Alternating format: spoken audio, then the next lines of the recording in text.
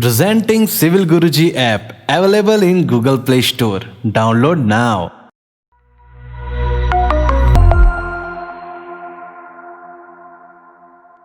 Hello engineers, welcome to world of civil Guruji. मैं corporate trainer Vaishnav Niranjan Singh आप सबका स्वागत करता हूं आपके चैनल सिविल गुरुजी में। दोस्तों, हमारा लखनऊ सेंटर का ये पहला बैच अभी शुरू हुआ है कोरोना के बाद, और हमारे ये सारे इंजीनियर्स बैठे हैं और इन इंजीनियर्स ने 15 दिन की एस्टिमेशन क्लास कर ली है और इन इंजीनियर्स को आज प्रेजेंटेशन देना है, अपना फाइनल प्रेजेंटेशन। तो आज हम इसी प्रेजेंटेशन की बात करेंगे इस वीडियो में। तो चलिए दोस्तों, इस वीडियो को हम लोग शुरू करते हैं। लेकिन एक चीज मैं और आपको बताना चाहता हूं कि अभी हम लोग लैपटॉप वगैरह से नहीं पढ़ा रहे हैं लोगों को, क्योंकि कुछ लोगों के पास लैपटॉप होते हैं या नहीं होते हैं, तो प्रेजेंटेशन पीपीटी में नहीं होगा, वो लोग डायरेक्ट प्रेजेंटेशन देंगे। तो आप थोड़ा सा बातों को समझने की कोशिश करिए। हेलो इंजीनियर्स, मेरा नाम राम प्रताप कुशवाहा, मैं यूपी के देवरिया जिला का रहने वाला हूँ। जैसे कि हम लोगों ने एस्टिमेट पढ़ा है, उसमें हम लोगों ने स्टेप बाय स्टेप हमने पूरा खत्म कर दिया प्लम्बिंग का। उसके बाद हमारा टॉपिक आ जाए सब स्ट्रक्चर के बारे में, वो हम आज शुरू कर रहे हैं। सब स्ट्रक्चर सबसे पहले हम लोग वन लाइन ब्रिक आउट करते हैं। वन लाइन ब्रिक आउट क्यों करते हैं? हम लोग इसलिए करते हैं कि जो हमारा ग्राउंड बीम है वो अच्छे से हमारा आ जाए उस पर वन लाइन ब्रिक आउट, और जिधर हमारा कॉलम है उधर सही से रहे, इसके लिए हम लोग one line brick out work करते हैं। उसके बाद हमारा आता है ग्राउंड लेवल। ग्राउंड बीम क्यों करते हैं? ग्राउंड बीम हम इसलिए करते हैं ताकि हमारा जो जमीन का भाग है वो डायरेक्ट हमारा अच्छे तरीके से वो आ जाए, इसके लिए हम लोग ग्राउंड बीम देते हैं। ग्राउंड बीम का हमारा जो रेशियो है वो हम लोग M25 के देते हैं। उसका जो रेशियो है 1 और 2 होता है। उसके बाद ग्राउंड बीम का हम लोग उसके बाद से साइड में शटरिंग देते हैं, और वो क्यों देते हैं? ताकि हमारा जो मटेरियल है वो हमारे बीम से बाहर ना चला जाए। हमारा बीम का जो भाग है वो हमारा एरिया है 250 बाई 300 का। उसके बाद हम लोग ब्रिक वर्क करते हैं। ब्रिक वर्क कहाँ तक करते हैं? Brick work up to DPC bottom तक। ब्रिक वर्क इसलिए करते हैं ताकि जब हम लोग प्लिंथ फिलिंग करेंगे, जब प्लिंथ फिलिंग, तो उसमें मिट्टी हमारा जो है हमारा जो प्लॉट है उससे अलग ना चला जाए, यानी रोड पर ना चला जाए, इसलिए हम लोग ब्रिक वर्क करते हैं। ब्रिक वर्क हम लोग करने के लिए यही करते हैं। उसके बाद हमारा आता है डीपीसी। डीपीसी हम लोग क्यों देते हैं? ताकि हमारा जो जैसे बारिश का पानी जो है, बारिश का पानी आएगा तो हमारा रोड की तरफ से आते आते दीवार में जाएगा। दीवार में जाने के बाद कैपिलरी एक्शन कर रहा है, वो धीरे धीरे स्टेप बाय स्टेप एक ईंट से दूसरे ईंट में, दूसरे ईंट से तीसरे ईंट में, इसे करके हमारा ऊपर चला जाएगा। ऊपर जाने के लिए हमारे दीवार को सीलन पहुंचाएगा, इसलिए हम लोग डीपीसी बॉटम देते हैं। डीपीसी बॉटम, डीपीसी का फुल फॉर्म होता है डैम प्रूफ कोट, इसलिए हम लोग डीपीसी देते हैं। उसके बाद हमारा आता है बिटवीन कोट। बिटवीन कोट क्यों देते हैं? हम लोग इसलिए देते हैं ताकि हमारा जो डीपीसी हम लोग दिए रहते हैं उसमें डीपीसी देने के बाद भी उसमें हल्का हल्का छोटे छोटे छिद्र होते हैं, उसको बंद करने के लिए, यानी पानी को लॉक करने के लिए हम लोग डीपीसी बॉटम देते हैं, डीपीसी देते हैं, सॉरी बिटवीन कोट देते हैं। बिटवीन कोट देने का तरीका ये होता है, हम लोग किसी बर्तन में ले लेंगे, उसको गर्म कर देंगे। गर्म करने के बाद एक इतना बड़ा डंडा ले लेंगे, डंडे में कपड़े ले लेंगे, कपड़े लपेट लेंगे। कपड़े लपेटने के बाद केरोसिन ऑयल में उसको भिगो लेंगे।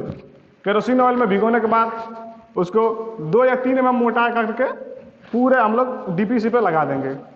पूरे डीपीसी पे लगाने के बाद हम लोग क्या करेंगे, उसको अच्छे से फिलअप कर देंगे। उसके बाद उसके ऊपर हल्की मात्रा में रेत डाल देंगे, क्योंकि आगे चल के हमारा जो सुपर स्ट्रक्चर चालू होगा उसका जो ब्रिक करेंगे वो अच्छे से पकड़ बनाएगा। तो हमारा ये टॉपिक खत्म हुआ। Thank you. इंजीनियर, मैं अनुज कुमार बलिया जिला का रहने वाला हूं, उत्तर प्रदेश का। आज हम सुपर स्ट्रक्चर के बारे में बात करेंगे। प्लिंथ लेवल से स्लैब बीम तक हमारा सुपर स्ट्रक्चर होता है। सबसे पहले हम ब्रिक वर्क करते हैं। ब्रिक वर्क हम इसलिए करते हैं कि हमारा 100 mm वाल और 200 mm वाल कहाँ आ रही है। उसके बाद हम डीपीसी करते हैं, जिसका थिकनेस होता है 50 mm। डीपीसी प्रोवाइड हम इसलिए करते हैं क्योंकि हमारा कैपिलरी एक्शन को रोकने के लिए हम डीपीसी प्रोवाइड करते हैं। उसके बाद हम ब्रिक वर्क करते हैं। ब्रिक वर्क करने के बाद फिर हम आते हैं लेंटल बीम तक, सिल्वर बॉटम तक। सिल्वर बॉटम इसलिए करते हैं क्योंकि हमारा जो विंडोज का जो भार होता है उसको क्रैक न होने के माने रोकने के लिए हम सिल्वर बॉटम का प्रयोग करते हैं। फिर उसके बाद हम क्या करते हैं, ब्रिक वर्क करते हैं। ब्रिक वर्क करने के बाद फिर हम आते हैं लेंटल बीम तक। उसका जो थिकनेस हमारा होता है 200 mm तक होता है। हम लिंटर बीम इसलिए कहते हैं क्योंकि जो हमारे स्लैब बीम और जो ब्रिकवर्क होता है उसको जो लोड होता है वो उसको रोकने के लिए हम लिंटर बीम का प्रयोग करते हैं। लिंटर बीम पर जो लोड पड़ता है वो हमारे कॉलम में जाता है, कॉलम से हमारे फुटिंग में जाता है, फुटिंग में जाने के बाद अर्थ में जाता है, अर्थ से बेयरिंग हो जाता है। उसके बाद हम फिर लिंटर बीम के बाद हम ब्रिकवर्क करते हैं, ब्रिकवर्क करने के बाद उसके बाद हमारा आता है slab beam. Thank you sir. My name is Prashant Yadav. My name is Prashant Yadav. I am from Gorakhpur, UP. After complete estimation, we discuss about slab beam or slab shuttering and water level pipe.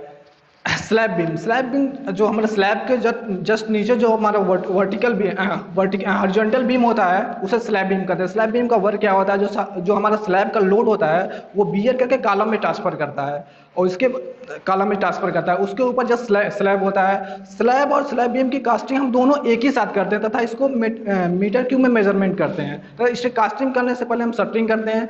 Shuttering करने के बाद सबसे पहले हम column slab beam की shuttering करते हैं तथा इसी के साथ हम स्लैब को भी शटरिंग करते हैं। सबसे पहले हम कॉलम की शटरिंग करते हैं तो कॉलम की लेंथ और इसकी विड्थ होती है, इसको फाइंड करते हैं तथा स्लैब बीम फाइंड करने के लिए सबसे पहले हम ये देखते हैं कि हमारा आउटर बीम कितने हैं तथा इनर बीम कितने हैं। आउटर वाल में हम हमारा जो कॉलम की जो बीम की साइज दी होती है वो 350 mm इंटू जो विड्थ है 250 mm है। तो आउटर बीम की जब हम कास्टिंग करते हैं तो उसमें से जो बाहर की जितने बीम आते हैं उसमें से हम 125 mm माइनस करते हैं तथा इसकी विड्थ को ऐड करते हैं तथा जो इनर होता है, इनर बीम स्लैब बीम होता है उसमें से हम स्लैब को 125 माइनस करते हैं तथा हमारी इसकी विड्थ है ये मिल जाती है तथा इसको हम लेंस से अगर इंटू करते हैं तो हमारी जो स्लैब की शटरिंग की कितनी कास्टिंग होती है वो मिल जाती है। इसी तरह हम सभी आउटर स्लैब बीम को शटरिंग कास्टिंग फाइंड कर लेते हैं, फिर हम स्लैब को फाइंड करते हैं। स्लैब को फाइंड करने के बाद जब हम स्लैब बीम को फाइंड कर लेते हैं तो हमारा जो स्लैब होता है वो छोटे छोटे पार्टों में बट जाता है। तो इसी तरह हमको ड्राइंग शीट में जो हमारी जो डाटा है, जो हमारी स्लैब की डाटा हो उसको लेंथ और विड्थ से फाइंड कर लेते हैं। तो इसी तरह हम सभी स्लैब को जो शटरिंग हो उसको फाइंड कर लेते हैं। अब हम जिसके कास्टिंग से पहले हम ये देखते हैं इसको शटरिंग कैसे करते हैं। शटरिंग करने से पहले हम ये ध्यान देते हैं जो हमारा शटरिंग हो वो प्रॉपर लेवल में हो। लेवल में होने के लिए हम जो लेवल करने के बाद जो हमारा शटरिंग होता है वो देखते हैं। उससे कास्टिंग करने से पहले जो हमारा जो शटरिंग को आयल हो, प्रॉपर वे से लगाओ, शटरिंग एक दूसरे से प्रॉपर वे में सटे हो तथा उस पर हम कास्टिंग करने से पहले टेप को लगा देते हैं। इससे ये होता है जो हमारा जब कास्टिंग करते हैं तो उस पर दरारें नहीं आती हैं, एक प्रॉपर में सटे हुए होते हैं तथा हमको एक स्मूथ सरफेस प्राप्त होता है।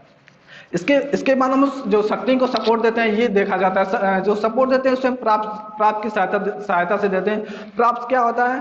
प्राप्त जो हम शटरिंग को जो वर्टिकल सपोर्ट के लिए जो हम सपोर्ट देते हैं उसे प्रॉप्स कहते हैं। प्रॉप्स दो प्रकार के होते हैं, एक वुडन प्रॉप्स होता है, एक स्टील प्रॉप्स होता है। जो वुडन प्रॉप्स होता है हम जनरली 700 से 800 mm की दूरी पर लगाते हैं तथा जो स्टील प्रॉप्स होता है वो 100 mm से 1200 mm की दूरी पर लगाते हैं। तो तथा यदि हमको प्रॉप्स कहीं पर ये देखा जाता है कि छोटा हो जाता है, तो जब छोटा हो जाता है तो हम उसके नीचे जो सपोर्ट देते हैं ये ध्यान देते हैं हम उसको ब्रिक न दें न ही वुडन दें। इससे क्या होता है जो हमारी कंक्रीट की जो वेट होती है वो 2400 से 2500 मीटर क्यूब होती है। इसलिए अगर इसको हम सपोर्ट देते हैं ईंट या वुडन की देते हैं तो हमारे नीचे ब्रेक होने के चांस रहेंगे जिससे हमारे शटरिंग को डिफ्लेक्शन आने के चांस रहते हैं। इसलिए हम ये देखते हैं कि जहाँ तक हो सके हमको कंक्रीट ब्लॉक या स्टील ब्लॉक की हमको वो सपोर्ट देना चाहिए। अब इसके बाद से हम देखते हैं कि शटरिंग जब करते हैं तो वाटर लेवल को कैसे देते हैं, वाटर लेवल कैसे दिया जाता है। पहले ये देखा जाता है जो वाटर लेवल पाइप में हमारा जो वाटर हो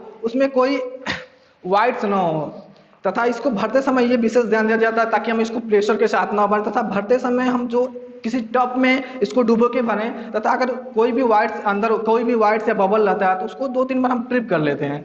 अब इसको शटरिंग को वाटर लेवल देने के लिए हम सबसे पहले किसी ग्राउंड बीम पर ही किसी रेफरेंस मार्क को पॉइंट कर लेते हैं। रेफरेंस पॉइंट को मार्क करने के बाद हम जस्ट ऊपर हमको जो स्लैब को कास्टिंग करनी रहती है 3 मीटर ऊपर ही कास्टिंग जनरली करनी होती है, तो हम उससे 3 मीटर ऊपर जाते हैं किसी पॉइंट पे, वहाँ पे बेंच मार्क कर लेते हैं तथा इसके बाद हम जितने भी पॉइंट पे हमको स्लैब की कास्टिंग करनी रहती है वहाँ पे हम सभी पॉइंट पर उसी पॉइंट से लेकर वाटर लेवल को चारों ओर मिला लेते हैं। जो एक फिक्स पॉइंट पर पकड़ते हैं, तो जो अदर पर्सन होता है वो जो सभी अदर पॉइंट पे पकड़ के वाटर लेवल पॉइंट को वहाँ पे टिक करके मार कर लेता है। इसके बाद हमको किस तरफ स्लोप देना है, किधर हमको थोड़ा ऊंचा रखना है, ऐसे करने के लिए हम वहाँ पे या 1 सेंटीमीटर या आधे सेंटीमीटर जो भी हमको स्लोप या जिस तरफ ढाल देना है उसको देते हैं। Thank you.